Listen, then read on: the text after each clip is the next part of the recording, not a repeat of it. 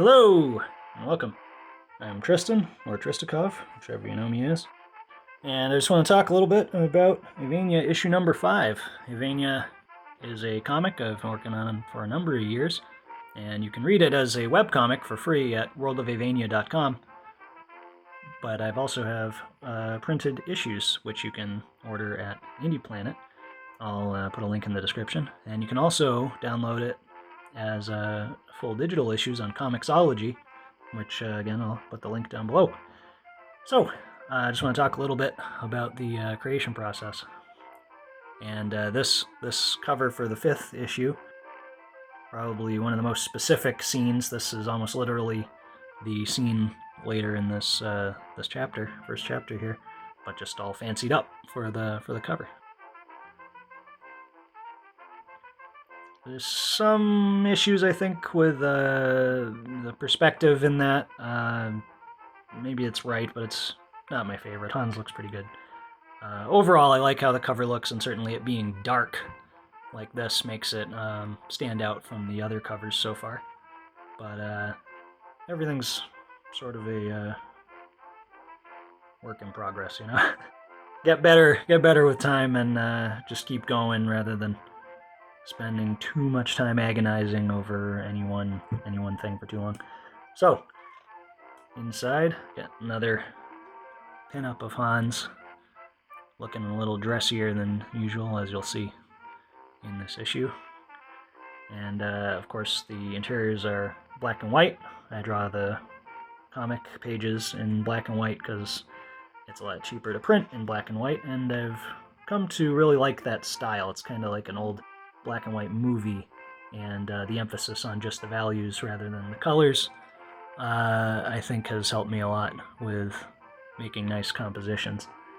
And then when I have to do pinups, which can be in color on the inside covers here, using what I've learned from the black and white to make better choices for the color and the values on those illustrations. But this credits page, it's like one big panel like the last couple have been. And I really like this one, just very moody, very dark in the distant. Steiner here is magically influenced by Valen, who's in here with Breckenridge. So he's partially conscious rather than being fully knocked out. But Schmidt has come to confront him, but Steiner stands in his way, and Schmidt's not entirely certain what exactly is going on. So, this page, this chapter, being at night, has some of the darkest tones that I've done so far, and I think it looks really good, especially when I do the like full black shading. It ends up looking really cool. It makes the light parts stand out, and certainly makes the gutters and speech bubbles have a high degree of contrast. So Schmidt talks with Steiner but can't get anywhere. Notes this is probably the first time Frontier HQ has ever had an issue because someone was following their orders. Normally it's the other way around. Valen comes out, turns off Steiner's charm, and leaves him kind of wondering what happened. But Schmidt's waiting and ambushes Valen, who's disguised as an avian at this time. And Schmidt tries to figure out what he's up to, but unfortunately, Valen's still perfectly capable of overwhelming him with magic. But Hans hears the commotion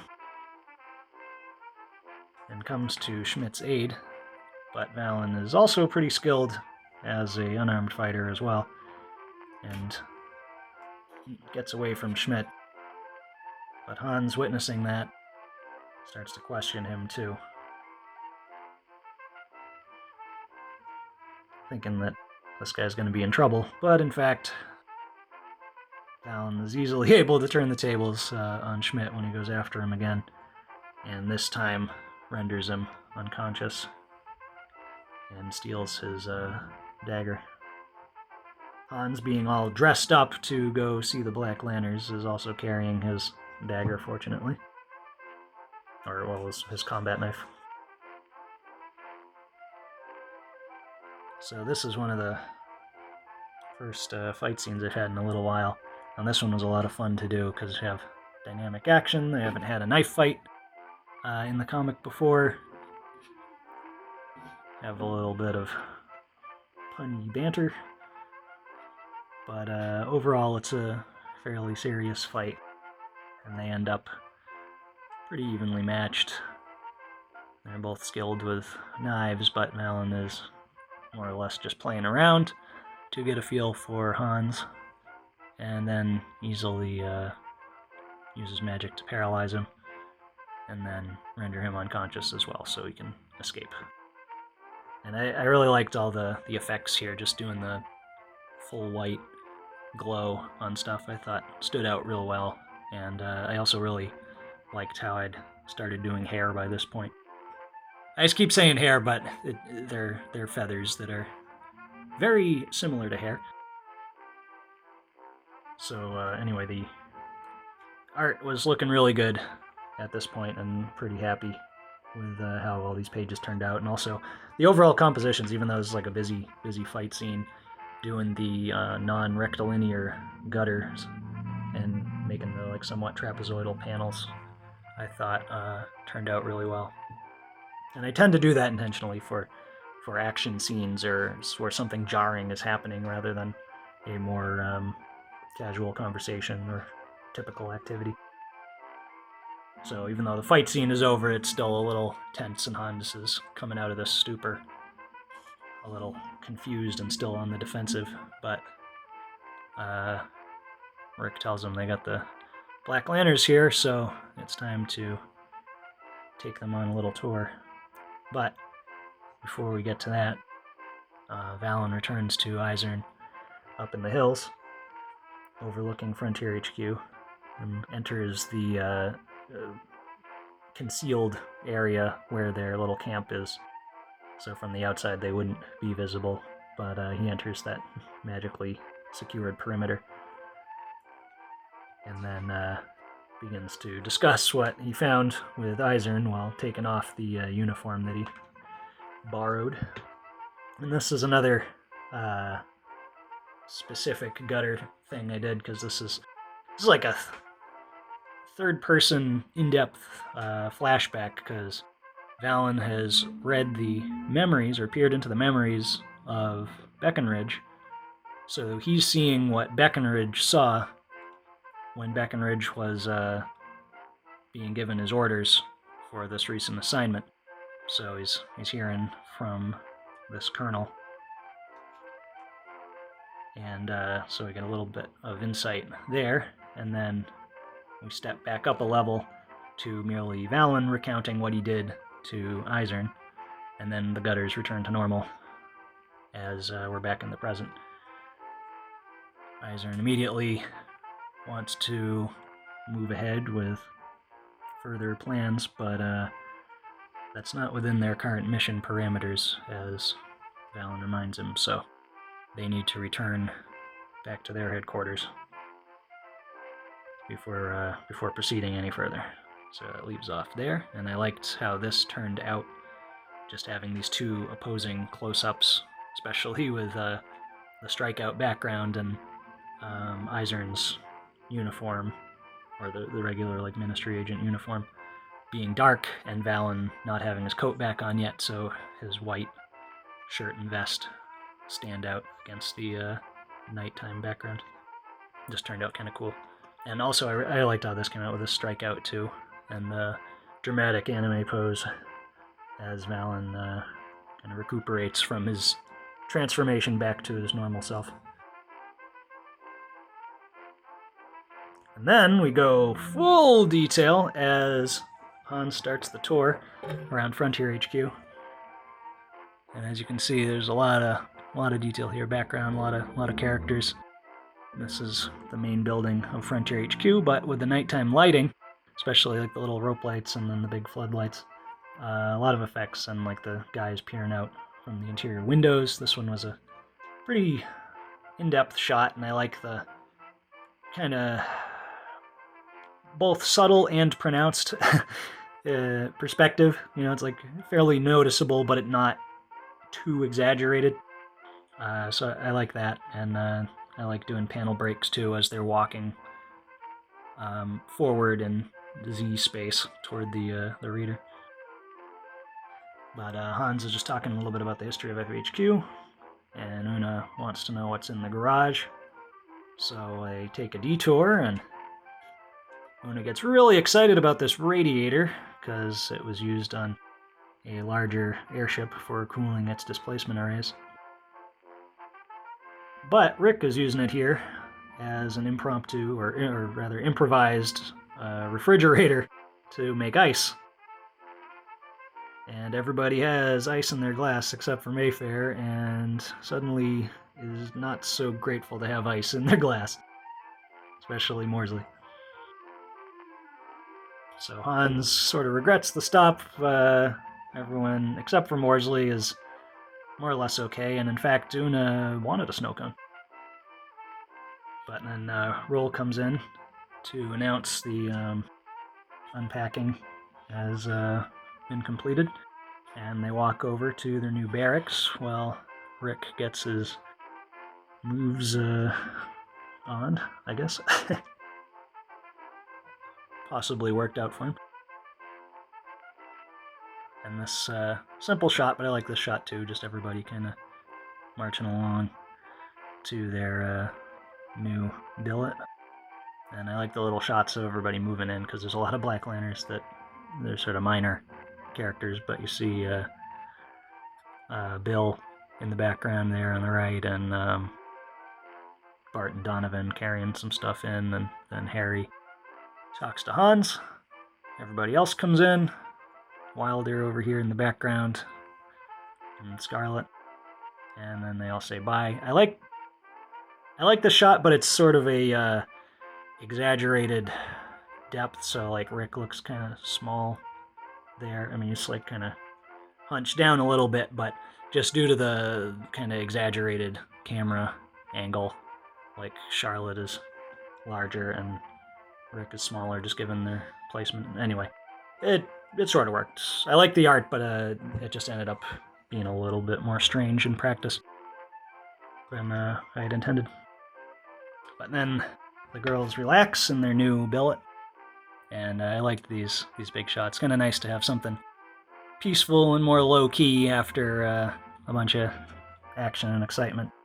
So they just talk a little about where they've been and where they are now. Una does her impression of McIntyre, and they crack up and immediately get a knock at the door, but fortunately it's not McIntyre, and it's in fact Morsley and Mayfair, who need to share their room now because Rick apparently screwed up the room assignments or miscalculated the number of bunks available in that barracks. So the girls all have to share a room as they're on the lower end of the ranks in the unit. So Una immediately takes to the bunk with Charlotte, but complains about having to give up her pillow too. I like this shot here, another vertical one, but this one's with a more exaggerated perspective, but I feel like it works well. And it's just a neat shot, and Charlotte demonstrates her somewhat fourth wall awareness. And Morsley demonstrates her lack of spider awareness. And then freaks out. I like that strikeout shot too. And then again, the action gutters return. You can see you got flatter gutters over here, and then a little bit more angular gutters as some excitement occurs. And Una just can't leave well enough alone and starts another fight, but fortunately this time just with pillows.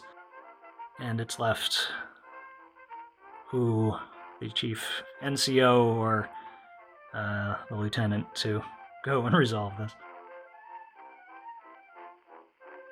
And then we cut over to the main building at Frontier HQ, and even though this is a short little scene at the end, I really liked the through the window shots. They're pretty cool, especially for a nighttime shot. The directional lighting, you can still tell a little bit on here. It's perhaps more noticeable on digital, but Hans just confers with Hartwin, and then Schmidt was already hiding in his closet. So they discuss that. Well, they discuss what happened. They both can't remember the entirety of the events of that day due to Valen's magic. So Hans leaves it up to Schmidt to investigate and try to figure out what the heck's going on before the next group arrives at Frontier HQ. So that's about that for the 5th issue. As you can see from the author, again, picked this shot because one of my favorite shots from that chapter. And the Avania mail gives a little bit of flavor for roll. You can read the whole thing at worldofavania.com/mail. That's where you can ask questions, and also there's a big list to all of the different question and answer comics. Worldofavania.com, also where you can read the comic itself, the main comic itself as a webcomic. Quick link, or quick quick ad for the Avania PX. You can get posters, stickers, pins, and yeah, that's just a little bit of merch shilling if you want to support my work and get some neat swag. But this last pinup here, I mentioned a while ago, the pinups kind of fall in with the timeline of the events in the comic, roughly. I mean, they're standalone, but this one in particular, this is the follow-up to the last page where Una and Morsley are having a pillow fight, and turns out it was Roll who has to come in to tell him to knock it off. But that was a cool shot, a little more dynamic for a not especially high stakes sort of fight, but it was a fun illustration to make, and some of the coloring and stuff on here, I liked how that turned out a lot. Coloring's always something I'm experimenting with, because it's not as much of an interest to me as line art and inking, so I probably don't develop it as much as I should, but I do like some of the way I did like the highlights here, and making the shadows, the cell shading, have just a little more variance in color, and kind of combining the like hatching from the line art areas and then also the cell shading, and then also using softer like highlights and ambient color or ambient shading. And then on the back, it's Reese featuring in an actual in-universe recruitment ad for the Royal Navy, and a little bit of detail here on how the Navy works and how the Avanian service system works.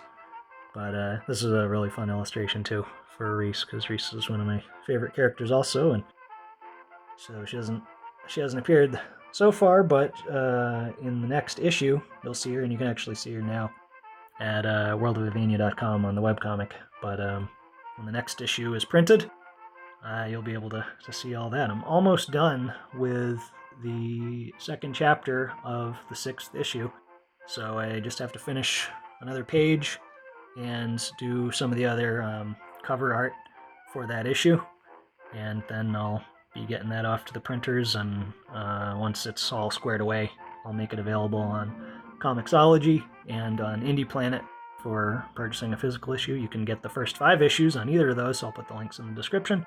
And you can also read actually ahead of the standalone issues by going to worldofavania.com. So that's the 5th issue. Hope you enjoyed, and hope you enjoy any of my work. It's a lot of time and effort, but it's something I love doing. So thanks again, and have a good one.